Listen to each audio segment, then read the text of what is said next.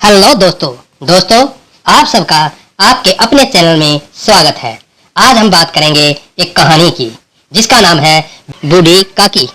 बुढ़ापा और बचपन दोनों ही एक समान होता है। बूढ़ी काकी के सभी अंग जवाब दे चुके थे। उनके पतिदेव और बेटा दोनों स्वर्गवासी हो चुके थे। उनका भतीजा तरुण सारी संपत्ति उन्होंने अपने भतीजे के नाम करा दी थी और उसी के साथ रहती थी। संपत्ति नाम कराते समय उनके भतीजे तरुण ने उनसे बहुत सारे वादे किए थे और बहुत बड़ी बड़ी बातें की थी। बाद में बूढ़ी काकी को 2 वक्त का खाना भी ठीक से नहीं मिला था। यह सब देखकर वह खूब रोती थी। उनका भतीजा बुद्धिराम स्वभाव का सरल था और उतनी ही तेज थी उसकी पत्नी रूपा। माँ बाप का ऐसा हाल देखकर बच्चों का भी बूढ़ी काकी के साथ यही बर्ताव था।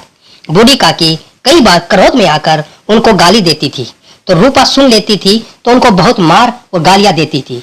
उसी कारणवश वह शांत रहना ही उचित समझती थी। पूरे परिवार में बूढ़ी काकी को जिससे लगाव था वो थी लाडली।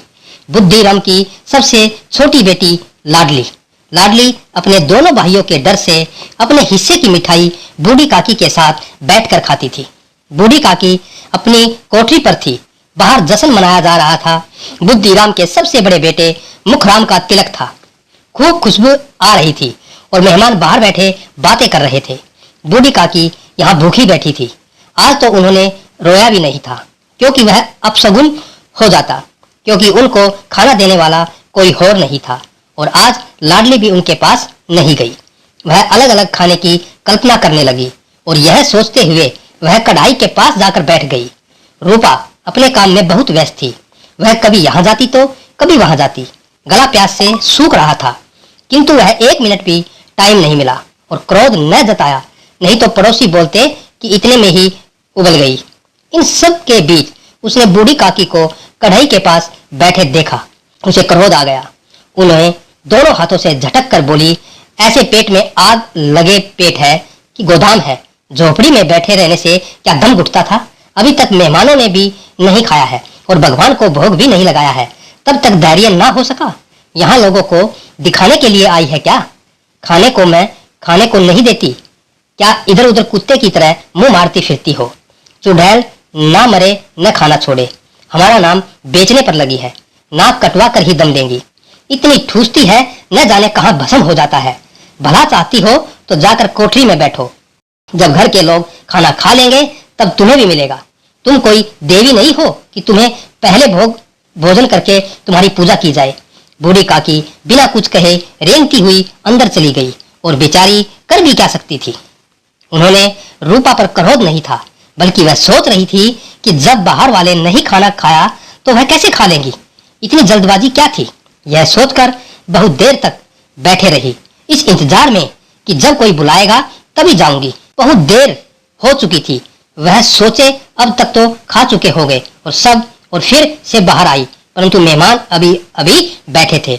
मैं बोलने लगी, अरे यह बुढ़िया कौन है? यह कहाँ से आ गई?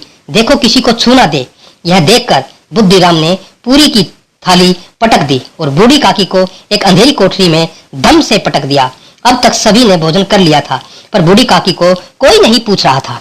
लाडली बूढ़ी काकी से बहुत प्यार करती थी पर वह उनके पास अपनी माँ के डर से जा न सकी। उसके मन में कई बातें आ रही थी और बूढ़ी काकी के साथ किया बर्ताव भी अच्छा नहीं लग रहा था। इसीलिए वह अपने हिस्से की पूरी न खाकर गुड़िया की पिटारी में रखती थी और यह सोचकर कि काकी यह देखकर खूब खुश हो जाएंगी। रूपा आंगन में सो रही थी। लाडली को यकीन आया कि वह सो गई है, तब हिम्मत करके लाडली काकी के पास गई।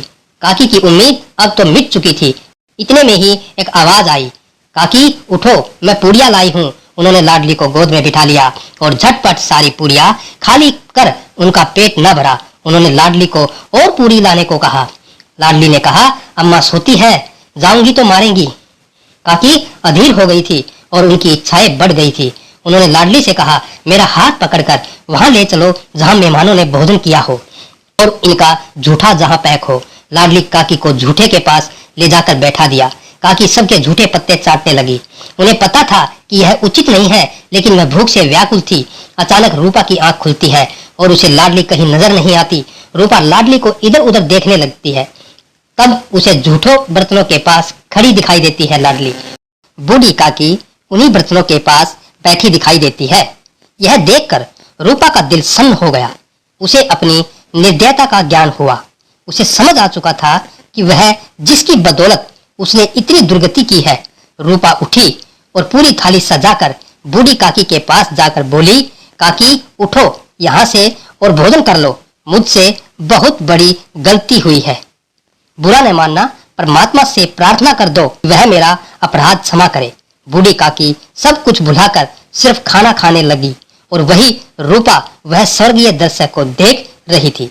दोस्तों, आज की ये कहानी बेचारी काकी आपको कैसी लगी? अगर अच्छी लगी है तो आप अपने इस चैनल को सब्सक्राइब करना, वीडियो को लाइक करना, शेयर करना और कमेंट करके जरूर बताना दोस्तों।